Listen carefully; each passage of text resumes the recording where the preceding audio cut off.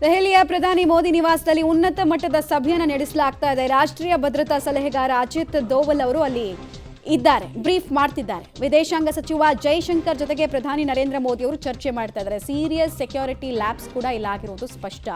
ಉಗ್ರರ ಗುಂಡಿನ ದಾಳಿಯನ್ನ ಈ ಬಗ್ಗೆ ಮಾಹಿತಿಯನ್ನು ಕೂಡ ಪ್ರಧಾನಿ ನರೇಂದ್ರ ಮೋದಿ ಅವರು ಪಡ್ಕೊಂಡಿದ್ದಾರೆ. ಆ ಮೀಟಿಂಗ್ನ ಫೋಟೋ ಕೂಡ ಲಭ್ಯ ಆಗಿದೆ ಪಬ್ಲಿಕ್ ಟಿವಿಗೆ. ಅಜಿತ್ ದೋವಲ್ ಅವ್ರನ್ನ ಗಮನಿಸ್ತಾ ಇದ್ದೀರಾ. ಅವರು ಒಂದು ಮಾತು ಹೇಳಿದ್ರು ಈ ಹಿಂದೆ ಮುಂಬೈ ಅಟ್ಯಾಕ್ ಎಲ್ಲ ಆದಮೇಲೆ, ಇನ್ನೊಂದು ಈ ರೀತಿ ಮುಂಬೈ ಮಾದರಿ ಅಟ್ಯಾಕ್ ಆಗಿ ಇನ್ನೊಂದಷ್ಟು ಸಾರ್ವಜನಿಕರು ಸತ್ರು ನಾವು ಪಾಕಿಸ್ತಾನವನ್ನು 4 ಹೋಳು ಮಾಡ್ತೀವಿ ಅಂತ. I think right time, this is the right time, peak time ಇದು ಅಂತ ಅನ್ಸುತ್ತೆ. ಅವ್ರು ಕೊಟ್ಟಂತಹ ಮಾತನ್ನ ಹೆಂಗ್ ನಡೆಸ್ಕೊಳ್ತಾರೆ ಅನ್ನೋದು ಒಂದು ಮೋದಿ ಅವರು ಕೂಡ ನಿನ್ನೆ ಶಪಥ ಮಾಡಿದಾರಲ್ಲ. ಆಮೇಲೆ ಪ್ರತೀಕಾರದ ಸ್ವರೂಪ ಸರ್ಜಿಕಲ್ ಸ್ಟ್ರೈಕ್ ಬೇಡ ನಮಗೆ, ಅದಕ್ಕಿಂತ ದೊಡ್ಡದೇನಾದ್ರೂ ಬೇಕು ಅಷ್ಟೇ. ಓಕೆ, ಇನ್ನು ಈ ಎಲ್ಲ ವಿಚಾರಕ್ಕೆ ಸಂಬಂಧಪಟ್ಟಂತೆ ಚರ್ಚೆಯನ್ನ ಮಾಡೋಣ. ಸಾಕಷ್ಟು ಜನ ಗೆಸ್ಟ್ಗಳು ನಮ್ಮ ಜೊತೆ ಜಾಯ್ನ್ ಆಗ್ತಾರೆ. ಅದರಲ್ಲಿ ಪ್ರಮುಖವಾಗಿ ಈಗ ನಮ್ಮ ಜೊತೆ ಜಾಯ್ನ್ ಆಗಿರ್ತಕ್ಕಂಥದ್ದು ವಾಗ್ಮಿ ಮತ್ತು ಚಿಂತಕ ಚಕ್ರವರ್ತಿ ಸೂಲಿಬೆಲೆ ಅವರು. ಸರ್ ನಮಸ್ತೆ, ನಾನು ಅರವಿಂದ್ ಮಾತನಾಡ್ತಾ ಇದ್ದೀನಿ. ನನ್ನ ಜೊತೆ ಮಮತಾ ಕೂಡ ಇದ್ದಾರೆ. ನನಗೆ ಕೆಲವು ದೃಶ್ಯಗಳನ್ನ ನೋಡಿದಾಗ ಈಗಲೂ ಕೂಡ ನನಗೆ ಶಿವರಿಂಗ್ ಆಗ್ತಾ ಇದ್ದೀನಿ. ಆ್ಯಕ್ಚುಲಿ ನಿನ್ನೆಯಿಂದನೂ ಕೂಡ ಇದನ್ನು ಅರಗಿಸ್ಕೊಳ್ಳೋಕೆ ನಮ್ಮ ಕೈಲಿ ಆಗ್ತಾ ಇಲ್ಲ. ಈ ಘಟನೆಯನ್ನು ಅರಗಿಸ್ಕೊಳ್ಳೋಕೆ ಆಗ್ತಾ ಇಲ್ಲ.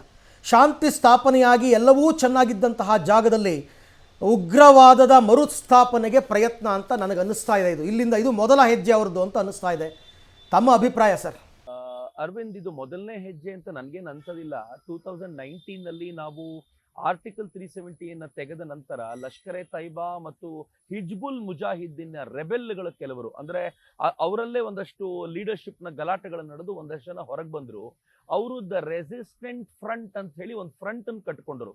ಆ ಫ್ರಂಟು ಆಕ್ಚುಲಿ ಪಂಜಾಬಿನ, ಅಂದ್ರೆ ಪಾಕಿಸ್ತಾನದ ಪಂಜಾಬಿನ ಭಾಗದ ಜನ ಇವರೆಲ್ಲರದ್ದು ಕಾಶ್ಮೀರದಲ್ಲಿ ನೆಟ್ವರ್ಕ್ ಹೇಗಿದೆ ಅಂತಂದ್ರೆ ಬಹಳ ಘನಿಷ್ಠವಾಗಿದೆ. ಯು ಕಾಂಟ್ ಇವನ್ ಇಮ್ಯಾಜಿನ್ ಎಷ್ಟು ಗಟ್ಟಿಯಾಗಿದ್ದಾರೆ ಇವರು ಅಂತಂದ್ರೆ, ನಮ್ಮ ಫೋರ್ಸಸ್ಗಳಿಗೆ ಚಾಲೆಂಜ್ ಮಾಡಬಲ್ಲಂತ ಒಂದು ಟೀಮ್ ಅನ್ನು ಕಟ್ಕೊಂಡ್ಬಿಟ್ಟಿದ್ದಾರೆ.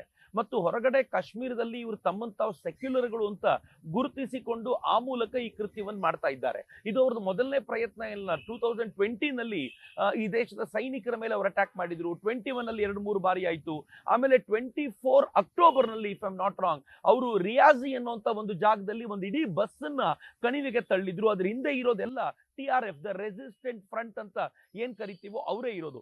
ಇದು ಕೂಡ ಈ ಸಂದರ್ಭದಲ್ಲಿ ನಡೀತಾ ಇರೋದು ಏನಿದೆಯೋ ಅದು ಅದೇ ಟೀಮಿನಿಂದ ನಡೆದಿರೋದು. ನಾನು ರಿಯಾಸಿ ಅಟ್ಯಾಕ್ ಆಗೋಕ್ಕಿಂತ ಮುಂಚೆ ಇದೇ ಅನಂತನಾಗ್ ಜಿಲ್ಲೆಗೆ ಹೋಗಿದ್ದಾಗ ಅಲ್ಲಿನ ಡಿಸ್ಟ್ರಿಕ್ಟ್ ಕಲೆಕ್ಟರ್ ಜೊತೆ ಮಾತಾಡ್ತಿದ್ದೆ. ಅಲ್ಲಿನ ಜಮಾತ್ಗಳು ಹೇಗೆ ಮನೆ ಮನೆಯನ್ನು ರೀಚ್ ಆಗಿವೆ, ಪ್ರತಿ ಮಸ್ಜಿದ್ನ ಮೂಲಕವೂ ಕೂಡ ಹೇಗೆ ಭಾರತ ವಿರೋಧಿ ಚರ್ಚೆಯನ್ನ ಮುಂದಿಟ್ಟಿವೆ ಅಂತಂದ್ರೆ, ನನಗನ್ಸುತ್ತೆ ಅವರು ತುಂಬಾ ದೊಡ್ಡ ಬಲವಾಗಿರುವಂತ ನೆಟ್ವರ್ಕ್ ಅನ್ನ ಡೆವಲಪ್ ಮಾಡಿದ್ದಾರೆ. ನಾನು ಹೀಗೆ ಹೇಳಿದ್ರೆ ನೀವು ಆಶ್ಚರ್ಯ ಪಡಬೇಡಿ. ಅಲ್ಲಿರುವಂತ ರಾಜಸ್ಥಾನ್ ರೈಫಲ್ಸ್ ಆಗ್ಲಿ ಮತ್ತಾರಾದ್ರೂ ಆಗ್ಲಿ, ಅವರುಗಳು ಏನು ಕಾಡ್ನಲ್ಲಿ ವಾರ್ಫೇರ್ ಮಾಡಬಹುದು ಅದಕ್ಕಿಂತ ಸಮರ್ಥವಾಗಿ ವಾರ್ಫೇರ್ ಮಾಡಬಲ್ಲಂತ ಒಂದು ಮುಜಾಹಿದ್ಗಳ ಟೀಮ್ ಅನ್ನು ಅವರು ಕಟ್ಕೊಂಡಿದ್ದಾರೆ. ಹೀಗಾಗಿಯೇ ಕಳೆದ ಬಾರಿ ನಮ್ಮ ಸೈನಿಕರನ್ನ ಆಂಬುಷ್ ಮಾಡಿ 5 ಜನ BSF ಯೋಧರನ್ನ ಅವ್ರು ಕೊಂದಿದ್ರು. ಅದಕ್ಕಿಂತ ಹಿಂದೆ ಆರ್ಮಿ ಮೆನ್ಗಳನ್ನು ಅವ್ರು ಕೊಂದಿದ್ರು. ಅಫ್ಕೋರ್ಸ್ ಆಮೇಲೆ ಆರ್ಮಿ ರಿಟಾಲಿಯೇಟ್ ಮಾಡಿ ಅವರೆಲ್ಲರನ್ನು ಕೊಂದು ಬಿಸಾಕ್ತು, ಅದು ಬೇರೆ ಪ್ರಶ್ನೆ. ಆದರೆ ಒಟ್ಟಾರೆ ನಮಗಿರುವಂತ ಸವಾಲುಗಳಿದೆಯಲ್ಲ ಅದು ಬಹಳ ದೊಡ್ಡದ್ದು. ಹೀಗಾಗಿ ನಾವು ಇದಕ್ಕಿಂತಲೂ ಹೆಚ್ಚು ಎಚ್ಚರಿಕೆಯಿಂದ ಇರಬೇಕಾಗಿತ್ತು ಅಂತ ನನ್ಗನ್ಸುತ್ತೆ. ಎಲ್ಲೋ ಒಂದು ಕಡೆ ಕೇಂದ್ರ ಸರ್ಕಾರ, ನಮ್ಮ ಇಂಟೆಲಿಜೆನ್ಸು ಪ್ರತಿಯೊಂದು ಕೂಡ ಮೈ ಮರೆತು ಬಿಟ್ಟವ, ಇಷ್ಟೆಲ್ಲ ಗೊತ್ತಿದ್ದಾಗ್ಲೂ ಕೂಡ ಅಂತ ಅನ್ಸುತ್ತೆ. ಆದ್ರೆ ಈ ದೃಶ್ಯಗಳನ್ನ ನೋಡುವಾಗ ಎಂತ ಭಯಾನಕ ಅಂತಂದ್ರೆ, ಅದರಲ್ಲೂ ನೀನು ಹಿಂದೂನ ಅಂತ ಕೇಳಿಕೊಂಡು ಅವ್ರು ಯಾರೂ ಕೂಡ ನೀನು ಕುರುಬನ ಅಂತ ಕೇಳಲಿಲ್ಲ, ನೀನು ಗೌಡನ, ನೀನ್ ಲಿಂಗಾಯತನ, ನೀನ್ ವೀರಶೈವನ, ನಿನ್ನನ್ನು ಬಿಡ್ತೀವಿ ಅಂತ ಹೇಳಲಿಲ್ಲ. ಆದ್ರೆ ಅವ್ರು ಕೇಳಿದ್ದು ನೀನು ಹಿಂದುವಾ, ನಿನಗೆ ಖತ್ನ ಆಗ್ಲಿಲ್ವಾ ಅಂತ ಪ್ಯಾಂಟ್ ತೆಗೆದು ನೋಡಿ ಖತ್ನ ಆಗದೆ ಇರೋರ್ನ ಹುಡುಕಿ ಕೊಲ್ಲೋದಿದೆಯಲ್ಲ, ಇದು ಲಿಟ್ರಲಿ ಜಿನೋಸೈಡ್ ನ ಒಂದು ಭಾಗ. ಯಾವುದನ್ನ 90s ನಲ್ಲಿ ನಾವು ಕಾಶ್ಮೀರದಲ್ಲಿ ನೋಡ್ತಾ ಇದ್ವೋ ಅದರದ ಫ್ರೆಶ್ ಸ್ವರೂಪವನ್ನ ನಾವು ನೋಡ್ತಾ ಇದ್ದೀವಿ ಅಂತ ಮೇಲ್ನೋಟಕ್ಕೆ ಅನ್ಸುತ್ತೆ. ನೀವು ಹೇಳಿದ ನಿಜ. ಆ ದೃಶ್ಯಗಳನ್ನ ನೋಡ್ತಾ ಇದ್ರೆ ಹೊಟ್ಟೆಯಲ್ಲಿ ಬೆಂಕಿ ಹಾಕ್ದಂತಾಗುತ್ತೆ. ಹಿಂದೂ ಆಗಿರೋದೇ ತಪ್ಪ ಈ ದೇಶದಲ್ಲಿ ಅಂತ ಅನ್ಸುತ್ತೆ ಅರವಿಂದ್. ಡೆಫಿನೆಟ್ಲಿ ಇದಕ್ಕೆ ಯಾರೋ ಹೇಳ್ತಿದ್ರು, ಬಹುಶಃ ಮಮತಾ ಅವ್ರು ಹೇಳ್ತಿದ್ದು ಅನ್ಸುತ್ತೆ, ಸರ್ಜಿಕಲ್ ಸ್ಟ್ರೈಕ್ ಸಾಕಾಗಲ್ಲ, ಇನ್ನೂ ದೊಡ್ಡದ್ದೇನೋ ಬೇಕು ಅಂತ ಪ್ರತಿಯೊಬ್ಬ ಭಾರತೀಯನಿಗೂ ಅನಿಸಿರೋದ್ರಲ್ಲಿ ತಪ್ಪಿಲ್ಲ ಅಂತ ನನ್ಗನ್ಸುತ್ತೆ. ಚಕ್ರವರ್ತಿ ಸೂಲಿಬೆಲೆ ಅವರೇ, ರಿಲಿಜಿಯಸ್ ಐಡೆಂಟಿಟಿ ಮೇಲೆ ಆಗಿರುವಂತಹ ಹಲ್ಲೆ ಇದು ಅಂತ ನಾನು ಭಾವಿಸ್ತೀನಿ. ನೀವು ಹೇಗೆ ನೋಡ್ತೀರಾ? ಈಗ ಒಂದು ಕೊಲೆ ಮಾಡಬೇಕಾದ್ರೆ ಒಂದು ಉದ್ದೇಶ ಇರಬೇಕು ಯಾವ್ದಾದ್ರು ವ್ಯಕ್ತಿಗೆ. ನಾನು ಹೋಗಿ ಏನಾದರೂ ಒಂದೊಂದು ಕೆಣಕಿರ್ಬೇಕು ಅಥವಾ ಅವನಿಗೇನೋ ದ್ವೇಷ ಹುಟ್ಟಿಸಿರ್ಬೇಕು. ಬಟ್ ನಾನು ಹಿಂದೂ ಅನ್ನೋ ಕಾರಣಕ್ಕೆ ನನ್ನದೇ ದೇಶದಲ್ಲಿ ನಾನು ಕೊಲ್ಲಲ್ಪಡ್ತೀನಿ ಅಂದ್ರೆ ಇದು ರಿಲಿಜಿಯಸ್ ಐಡೆಂಟಿಟಿ ಮೇಲೆ ಆಗಿರುವಂತಹ ಹಲ್ಲೆ ಅಲ್ಲದೆ, ಘಾತಕತನ ಅಲ್ಲದೆ ಇನ್ನೇನು ಅಂತ. ಮಮತಾ ಅವರೇ, ನಂಗೆ ಬಹಳ ಖುಷಿ ಆಗ್ತಿದೆ ನಿಮ್ಮ ಮಾತನ್ನು ಕೇಳಿ. ಇದೇ ಟಿವಿ ರೂಮ್ಗಳಲ್ಲಿ ಕೂತ್ಕೊಂಡು ಅನೇಕರು ಡಿಸ್ಕಸ್ ಮಾಡುವಾಗ ಟೆರರಿಸಮ್ಗೆ ಧರ್ಮ ಇಲ್ಲ, ಅದಕ್ಕೆ ಯಾವುದೇ ರಿಲಿಜನ್ ಇಲ್ಲ ಅಂತ ಮಾತನಾಡ್ತಾರೆ. But terrorism comes with religion ಟ್ಯಾಗೆ. ಹಿಂದೂ ಧರ್ಮದಲ್ಲಿ ಟೆರರಿಸಮ್ ಇರೋದಕ್ಕೆ ಸಾಧ್ಯ ಇಲ್ಲ. ಯಾಕೆಂದ್ರೆ ಮೂಲಭೂತವಾದಿತನ ಇಲ್ಲಿಲ್ಲ. ಒಬ್ಬನೇ ದೇವರು, ಒಂದೇ ಪುಸ್ತಕ, ಒಂದೇ ಪ್ರವಾದಿ ಅನ್ನುವಂಥ ಪರಿಕಲ್ಪನೆ ನಮ್ಮಲ್ಲಿಲ್ಲ. ಈ ವಿಸ್ತಾರವಾಗಿರುವಂಥ ಪರಿಕಲ್ಪನೆ ಇರೋದ್ರಿಂದ ಮೂಲಭೂತವಾದಿತನ ನಮ್ಮಲ್ಲಿಲ್ಲ. ಆದ್ರೆ ಅಲ್ಲಿ ಮೂಲಭೂತವಾದಿತನ ಇದೆ. ಈ ದೇವರನ್ನ ಒಪ್ಪಿಕೊಳ್ಳದೆ ಇರೋರನ್ನ ಕೊಂದುಬಿಡು ಅಂತ ಅಧಿಕೃತವಾಗಿ ನಿಮ್ಮ ಪುಸ್ತಕವೇ ಹೇಳಿರುವಾಗ ನೀವು ಕಾಫಿರ್ನ ಕೊಂದುಬಿಡು ಅಂತ, ನನಗನ್ಸುತ್ತೆ ಇದು ಯಾವುದೋ ಒಂದು ಪಾಕಿಸ್ತಾನದ ಕೆಲವು ಮಂದಿ, ಕಾಶ್ಮೀರದ ಕೆಲವು ಮಂದಿ, ಕರ್ನಾಟಕದ ಬೇರೆ ಬೇರೆ ಭಾಗಗಳಲ್ಲಿರುವಂಥ ಕೆಲವು ಜನ ಮಾಡುವಂಥ ಕೆಲಸ ಅಲ್ಲ. ಅವ್ರಿಗೆ ಇಡೀ ಜಗತ್ನಲ್ಲಿ ಈ ಪುಸ್ತಕವೇ ಹೇಳುತ್ತೆ ಕಾಫಿರನ್ನ ಕೊಂದುಬಿಡಿ, ಕಾಫಿರನ್ನ ಧ್ವಂಸಗೊಳಿಸಿ ಅಂತ. ಈ ತರದ ಪರಿಸ್ಥಿತಿ ಇರುವಾಗ ಇದು ರಿಲಿಜಿಯಸ್ ಅಟ್ಯಾಕೆ.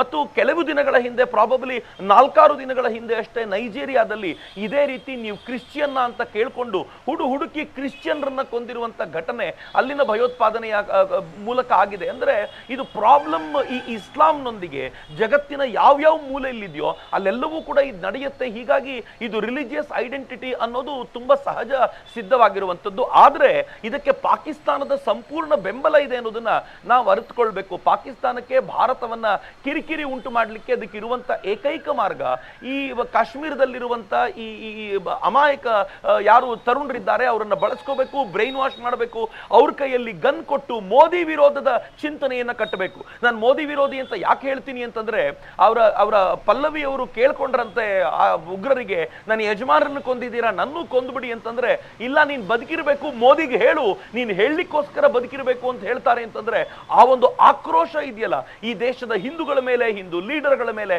ಅದು ಎದ್ದು ಕಾಣಿಸುತ್ತೆ. ಸಮ್ವೇರ್ ಇದನ್ನ ನಾವು ಸೀರಿಯಸ್ ಆಗಿ ತೆಗೆದುಕೋಬೇಕು. ಅಕಸ್ಮಾತ್ ಸರ್ಕಾರ ಈಗಲೂ ಸೀರಿಯಸ್ ಆಗಿ ತೆಗೆದುಕೊಳ್ಳದೆ ಸಣ್ಣ ಪುಟ್ಟ ಆಕ್ಷನ್ ಮಾಡಿ ಅದರಲ್ಲೇ ತೃಪ್ತಿ ಕಾಣೋದಾದ್ರೆ ಬಹುಶಃ ಇದು ಯಾವತ್ತೂ ನಿಲ್ಲೋದಿಲ್ಲ. ಯಾವತ್ತೋ ಒಂದು ದಿನ 26 ಜನ ತೀರ್ಕೊಂಡ್ರು ಅನ್ನೋದನ್ನ 2,500 ಜನ ತೀರ್ಕೊಂಡ್ರು ಅಂತ ಹೇಳುವಂತ ಸುದ್ದಿಯನ್ನು ಕೂಡ ನೀವೇ ಕೊಡಬೇಕಾದ ಪರಿಸ್ಥಿತಿ ಬರುತ್ತೆ ಅನ್ನುವಂತ ದುಃಖ ಇದೆ ನನಗೆ. ಡೆಫಿನೆಟ್ಲಿ